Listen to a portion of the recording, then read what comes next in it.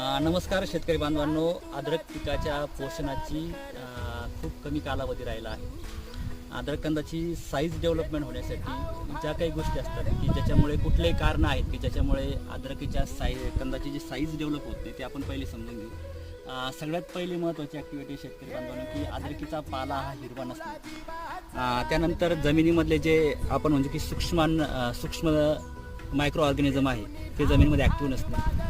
त्यासोबतच सगळ्यात महत्त्वाची म्हणजे साईज प्रॉपर होण्यासाठी, अद्रकीची साईज वाढवण्यासाठी सगळ्यात महत्त्वाचं आहे की अद्रक कंदाचं स्टोरेज कमी असतं. आणि त्यासोबतच ज्या प्रकारची जमीन पाहिजे की अद्रकीचा कंद डेव्हलप होण्यासाठी भुसभुशीत जमीन पाहिजे आणि सोबत जे आपण खतं दिली आहे ते चांगल्या प्रकारे ॲक्टिव्ह झाली पाहिजे. ह्या सगळ्या गोष्टी अशा आहेत की ज्याच्यामुळे अद्रकीच्या कंदाची प्रॉपर साईज होईल.